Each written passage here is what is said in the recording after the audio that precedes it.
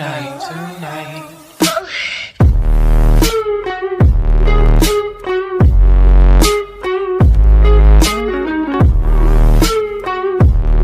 All right, guys, the attendance was 18,358. It was a sellout, $6.06 million gate. The performance of the night went to Masvidal, Nunes, Jan, and Yadong. They all won $50,000. Congratulations. Who's got the first question? Dana, quick on Ben Askren. Have you gotten any medical? Yeah, I should have jumped into that too. He's good. All of his stuff came back negative, so he's okay. Cool. I'm sure he's not okay, but he's, not. Good enough. Yeah, exactly. No question. One outside the cage, there was a lot of commotion before Gilbert Melendez's fight. Nate Diaz out there in the crowd. Do you know exactly what happened? We couldn't see exactly from where we were. They got into a fight, Khabib and Diaz, talking shit to each other back and forth, and everybody, broke it up. We moved Diaz, and then Diaz left after the Melendez fight. Just verbal, or was there physical? Verbal. No, verbal. Okay, fair enough. I appreciate that. Everybody got it before it became anything other than verbal. Cool. Let's get your thoughts on the main event. Yeah, listen, in a night where there's record-breaking knockouts, knocking out people that have never been knocked out in MMA before and things like that, I think the fans have that, you know how it is. The fans want to see all the crazy shit, but when you have two guys with everything on the line, when one of the most coveted titles in the sport, the light heavyweight title has been one of the most important titles in the sport forever. These guys are fighting a hard fight, busting each other up. It's not the most popular way to win, but he won the fight. Is it a fight you want to see again? No, I had John Jones winning that thing easily. When I heard it was a split decision, I was like, what the, that's nuts. So, yeah, he won the fight. When you're somebody like John, who, he's fought all, name the names in the light heavyweight division. He's fought them all, he's beat them all. He's had, we'll call it a hard life outside the octagon. And he comes back and continues to beat guys the way that he beat DC. He beat Smith. He just wins this fight against a very tough, durable, strong, powerful guy who came to win. It's a win, man. I want to ask you about Amanda Nunes, another incredible performance by her tonight. The storyline kind of coming in was this is the last big star that she needed to beat, right? So she wins that way. What's next for her? What does this remind you of? Anderson Silva, George St. Pierre, John Jones. That's where she's at now. She wants the Cyborg rematch, and we're down to make the Cyborg rematch. So. Cyborg always thinks that I'm being whatever to her, whatever. I'm not. I don't blame Cyborg for not wanting this fight. I don't blame her. I'm not trying to say anything about her. If she doesn't want it, that's fine. There's always somebody else.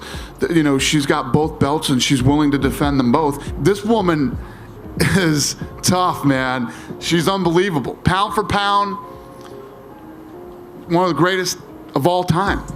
Dana, the last one I wanted to ask you about was Diego Sanchez. I love Diego Sanchez. I love everything about Diego Sanchez. Chiesa fought a good fight. Diego's, like 14 years, 15 years, this guy's been in the UFC. It's amazing. You think he should keep going?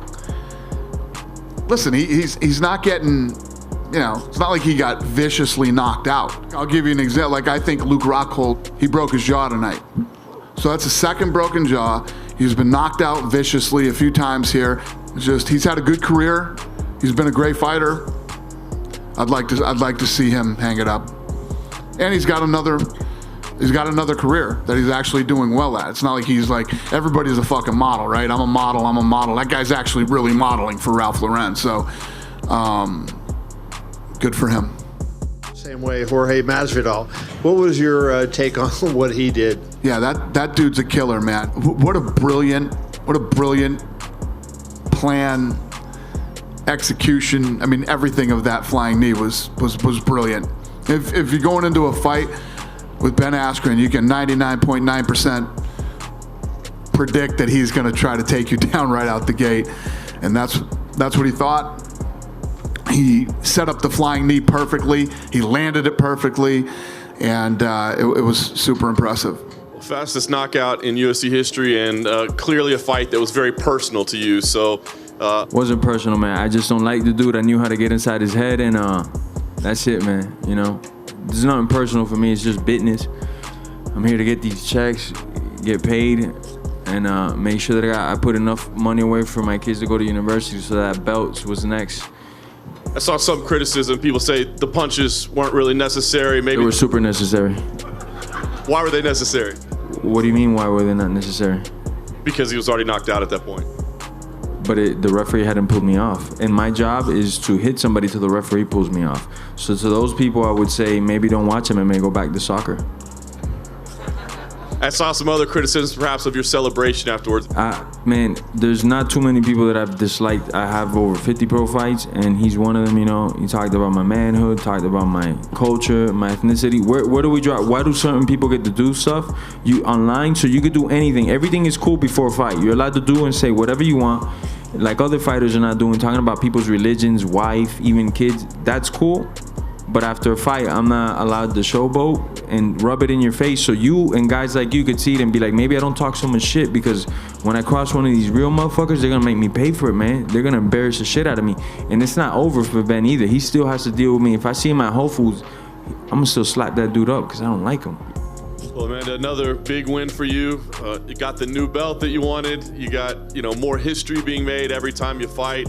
Tell me what this win tonight means to you. Means a lot. Like I said, my whole interview this weekend, this is about keep making history, keep proving I'm better than all those girls in my division. Once again tonight, I prove it. This weekend, I was in the hotel room. Me and Nina started practice, hook, straight, and finish with the leg kick, because I knew she's gonna run that way.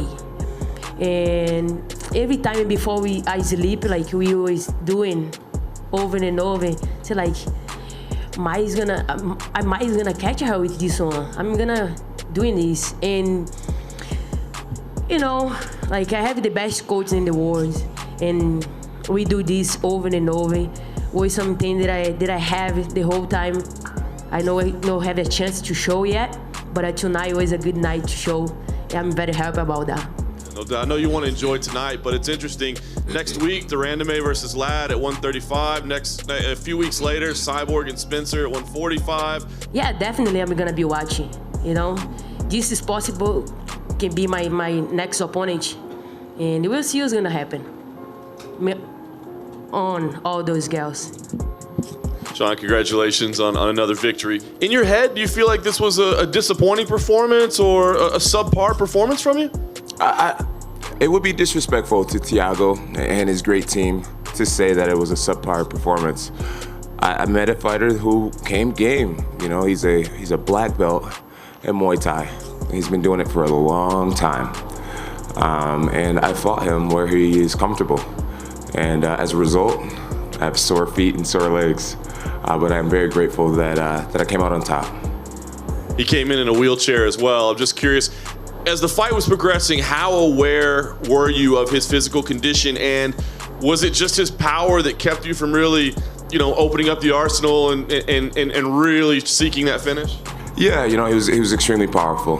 His kicks were powerful, his punches were powerful, and I wanted to play a smart game. It probably would have been a lot smarter to get him to the ground and test him there, but I felt like I was winning in a rematch. If that were to happen, obviously I need to make some adjustments and make smarter choices, but I am proud because his kickboxing and his stand-up is what he's known for.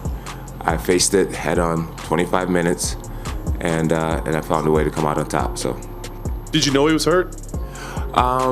Yeah.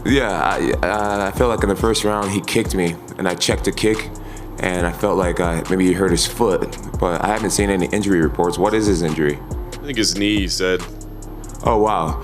Yeah, I didn't know his knee was hurt at all. I figured he maybe hurt his foot. I remember in the first round, he threw a right leg kick, and I checked outside, and I thought it was his foot that was hurt, but it's good to know it was his knee. So you get to the decision, you line up, they start reading a split result, they read a score for him. What's going through your mind at that point? I was like, please, not like this, you know. I was confident that I won the fight. My coaches wouldn't lie to me. They said, John, we feel like you won every round. So I was just extremely grateful. Honestly, to have a fight like that is extremely humbling.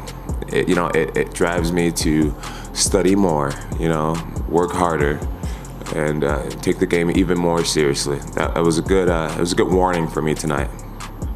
And last thing for me, I know you got to get healthy before you start thinking about what's next, but obviously there's a big fight next month. Would you fight the winner if they showed you the money? Absolutely. CBA, never said, I've been on my grind for 7 days. Need a race.